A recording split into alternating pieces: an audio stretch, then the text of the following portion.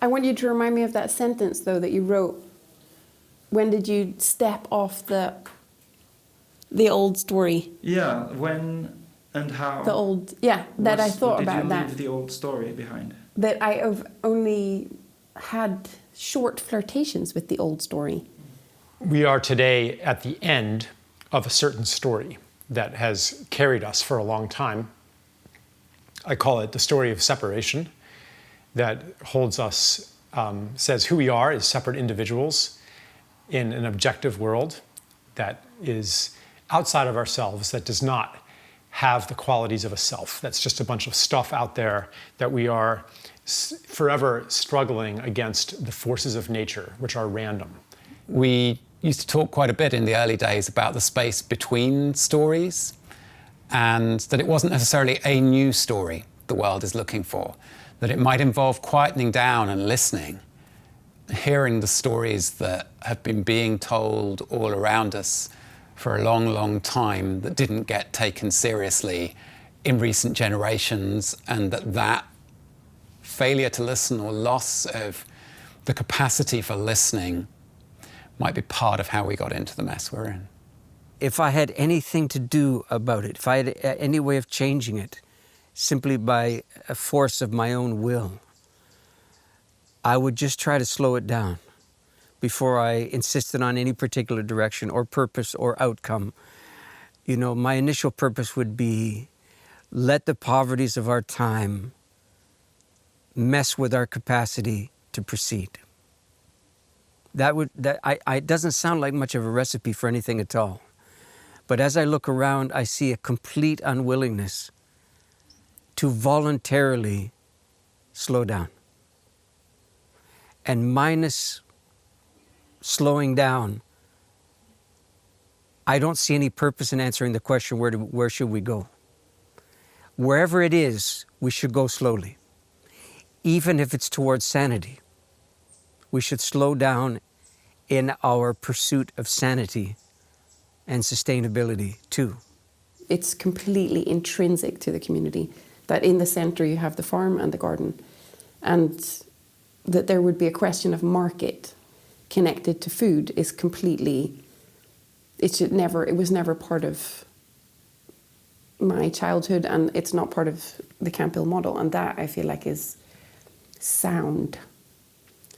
Like it really works, and it has to be like that. Like separating food from the market, I think, is definitely a lesson that I want to see. Economic market. From the economic market, yeah. That you should put pressure on the people who are maintaining the land and providing food and providing habitat, and also force them to know about and to engage in the economic market and competition, I think is crazy. And it puts a crazy pressure on the environment. That you're forcing people to force environment into shapes that it doesn't want to take, and that no farmer wants to put it in, I don't think either, or gardener. The measure of yield per acre, which is what they use to say we feed the world, is a misleading measure. Because all it measures is weight, or what leaves the farm. It does not measure the state of the farm. It does not measure the state of biodiversity. It does not measure the state of the farmer. Why are the farmers on the street everywhere? In India, across Europe. Because it's being made impossible for them to live in an industrial system. And even more importantly, it doesn't measure the quality of the food you're eating. So I said, this is a wrong indicator. It's measuring only the flows of commodities. It's not measuring food. So really what we're talking about, though, on a deeper level, is what our society collectively agrees is valuable. Because we can, through our agreements, shift value, shift money, because money is an attachment of meaning, of commonly agreed meaning about value onto something. So, for example, the government could say, we will pay people to do ecosystem restoration work. If you're doing anything like that, then you get paid. All of a sudden, that becomes more valuable. Or we could have carbon taxes or some other taxes on pollution, and all of a sudden things that reduce carbon become more valuable. It changes the playing field. We've been cushioned for a handful of generations by the fruits of millions of years of fossil fuel reserves that have been dug out of the ground in these handful of generations, and also the labor of people all over the world caught within these chains of colonialism that were also part of what made industrial society possible. Within that context, we've been able in places like this to live with a disregard for consequences, which is also actually a disregard for meaning that was until quite recently the privilege of mad emperors. Like I don't see the exact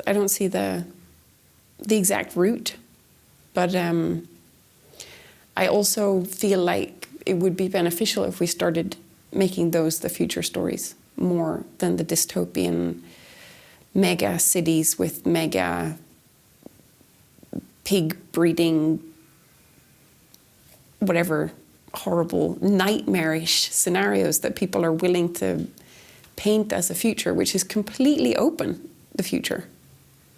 There is no way living in ways that you take less, you share more, is a sacrifice. It actually helps you grow and leaves more space for everyone else. Even more importantly, not only is it about consumption alone, and we forget that we are creative beings. Yeah? The reason the power of eating and growing organic is so revolutionary is it allows us to do what needs to be done, to remember we can co-create with the living earth. The recognition, the word means to know again. Yeah, recognitio, to know again.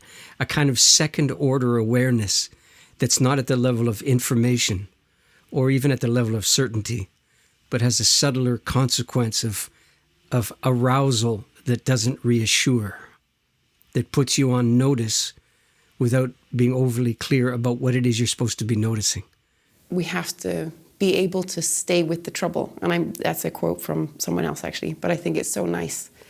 Not nice, but just stay with it. Like it's really hard and it's really complicated and complex what we're living in, the world, and to be human. Also that we have the capacity to hold so many things in ourselves at the same time, like the amazing beauty of a flower and the fear of a mosquito, and then the knowledge that cities are created out of destroyed mountains and the sound of a bubbling brook. Like, I don't know, but we have an unbelievable capacity to stay with it. Maybe if we impoverish the world of nature, we feel bleak, we feel impoverished also, we feel depressed, we feel a lack of meaning. So it could be that the physical health of the world of life mirrors our own mental health, and that you really can't fix one without the other because it's about repairing the relationships that make us into complete beings. So yeah, I think that we are in the midst of a transition into a new and also very ancient mythology that holds us in a different way, that says who we are, answers the question, who are we, in a different way. Small farms produce more, the data is there. Because small farms have what large farms cannot offer, the element of love and care. And in living systems, that is what matters. Food should be amongst the most expensive things in our lives because food is sacramental and it's communion.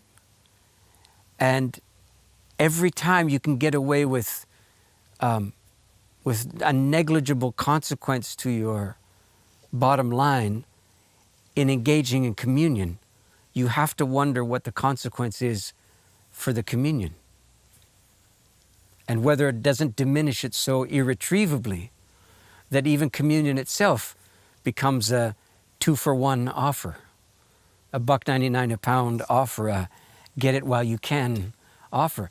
Obviously, communion is where you get to remember how lucky you are to be alive. And if that's not a costly event, you wonder, I wonder at least, how much gratitude is generated by exercising gratitude that doesn't cost anybody very much. I hope that the future is something beyond my capacity to imagine it. I hope it's beautiful, but I don't want to spend too much time trying to make it before it happens.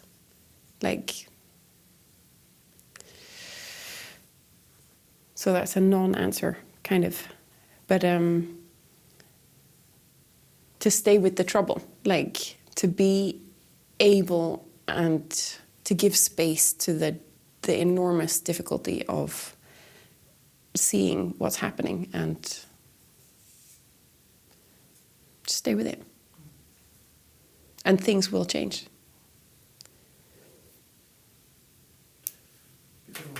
Thank you so much for now. Thank you so much, Matthias.